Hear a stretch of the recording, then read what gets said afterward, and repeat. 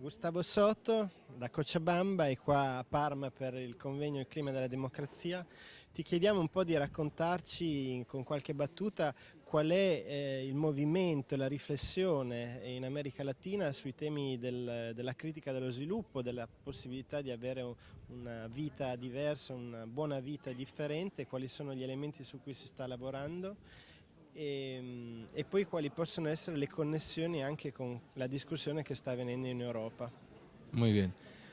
Primero habría que decir para el público, contextualizar la información.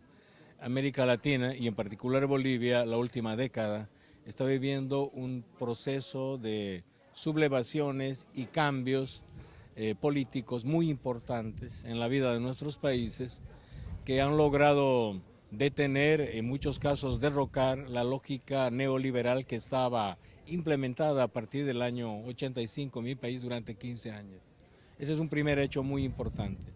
El segundo hecho importante es que todo esto es un resultado de procesos masivos de movilizaciones sociales que son extraparlamentarios y también parlamentarios. Es una combinación de dos tipos de lucha: lucha colectiva social en las calles, en los caminos, y lucha política en el marco de las elecciones democráticas. Es de esa manera, como resultado de estas luchas, que Evo Morales es el primer indígena en la historia de Bolivia en ser presidente elegido, por la primera vez con 54% y por la segunda vez por 63% de la población.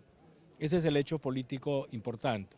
Otro hecho político fundamental en Bolivia es que como resultado de las movilizaciones desde el año 2000 hemos tenido un proceso de una nueva asamblea constituyente para fijar el marco normativo general de nuestro país.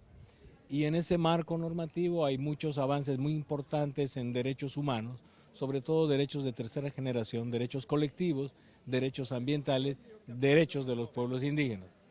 En el marco de esas conquistas de derechos se sitúa como parte fundamental de la Declaración Constitucional Boliviana un horizonte de expectativa que se llama buen vivir. Ese horizonte de expectativa de alguna manera resume la utopía, por lo menos verbal, que está en el debate boliviano desde los movimientos indígenas respecto a alternativas al desarrollo.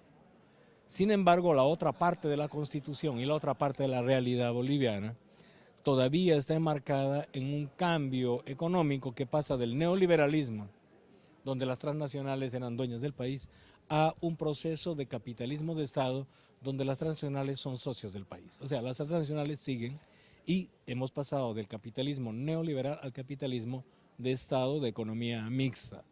En ese sentido, el cambio no es tan profundo.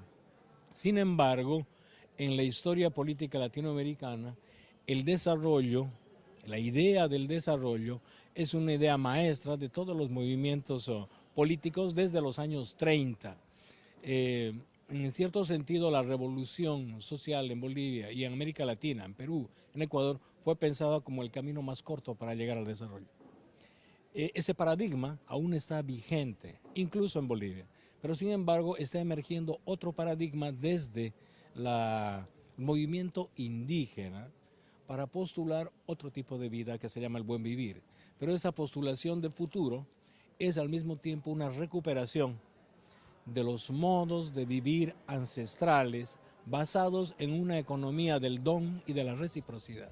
Y creo que esas dos palabras son suficientes conceptualmente para articular un diálogo con esto que se está reflexionando en Europa.